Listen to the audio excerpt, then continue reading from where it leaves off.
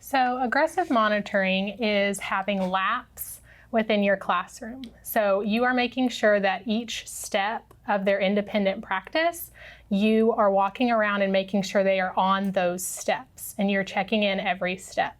So if this was math, maybe they have a couple laps and you're checking in every lap. Did they add the ones place? Then did they add the tens and the hundreds?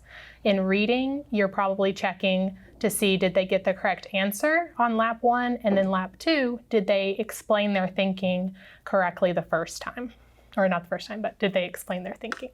Aggressive monitoring has really improved how I monitor my students in my classroom. It makes sure that I am checking in with every single kid on every single step of their independent practice and their learning. By checking in with every single kid, I check in and make sure that everyone understands what they are doing. Are they getting the correct answer? Are they explaining their thinking? Are they understanding what is being asked of them on each question? No kid is able to be missed or left confused about what they're doing, because when I check in, if I see confusion, I'm able to fix it right then and there, and then move on to the next kid, and then come back and make sure that they understood what we talked about when I left them. Aggressive monitoring has made me very purposeful in what I'm teaching and what I'm looking for. So I know exactly if I taught them that adding was step 1, then that's what I'm checking for. And I'm not looking for the overall picture yet. I need each process and each step of the process to be correct before the whole thing can be. So I'm very lucky that I've been on the same team with the same 2 ladies for 3 years now, and we've really gotten our laps down. So on Monday for reading is our long read day. That's where we're reading our story that's in our HMH textbook. And so we make sure that our kids are doing 3 laps. The first lap is they are previewing the text.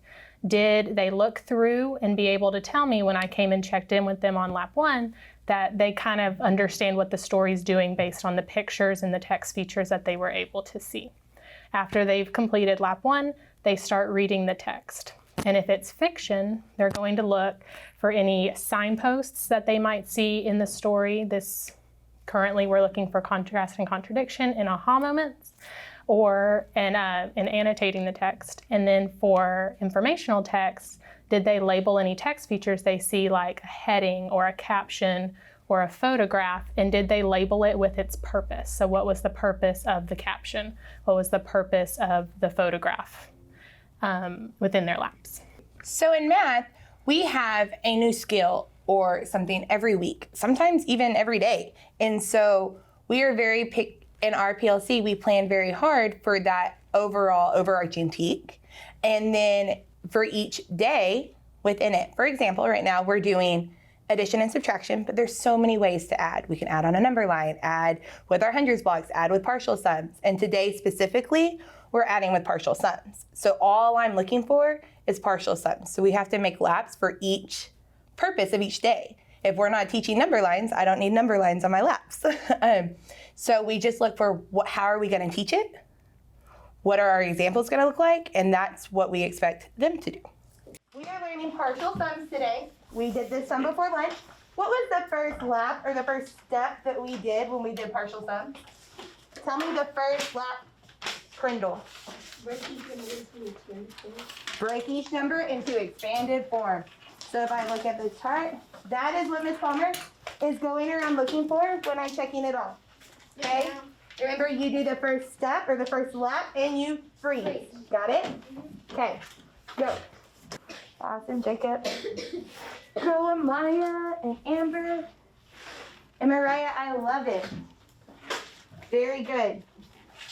Now, what was our second lap or our second step? Desiree, tell me the second one. Add all our place values together. Add up, not yet. We can't add them all together yet. First, we have to add up just the place values, okay? Start with your ones. Go, I want to see it. Keep going. You can do that whole step. You don't have to stop with your ones, remember? That whole second lap is adding your ones, your tens, and your hundreds. You just start with your ones first.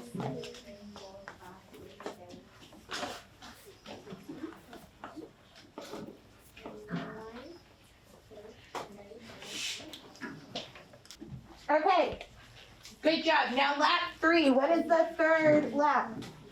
What is the third thing we do? Contrail, what's the third thing we do? Because you wanted to do it already. Add them all. I'll add them together. Add them all together. So lap 3, add together your place value sum. So you have your hundreds, your tens, and your ones. Add them all back together. Awesome. Do the next one.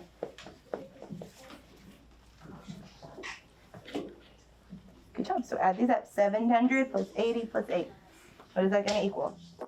Awesome, Kyla. Need everyone to look up here. Okay, when we're going over your reader's guide, I'm going to look for 2 different laps. First, I'm going to see if you can identify the labels on page 126 and page 127 of the first question. Lap 2, after I see if you did lap 1, is can you explain how the labels help the reader understand the text? So can you figure out what their purpose is within the story? Thumbs up if you understand. Okay, so on your first question, it says, day 3, number 1. Name the labels on page 126 and 127. What page do you need to turn to? Bailey? 126 and 127. Turn to page 126 and 127.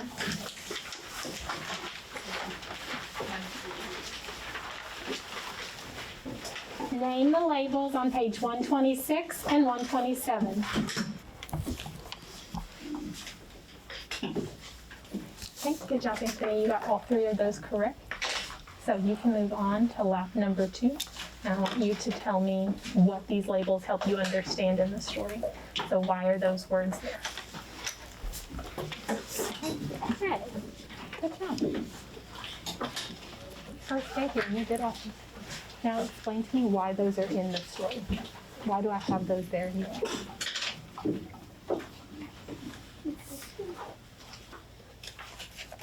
Okay. Can you point and tell me one more label? Point to it. Can you write that one? And then find the third one and see if you are correct. And you can come back and I'll raise your hand and I'll come back.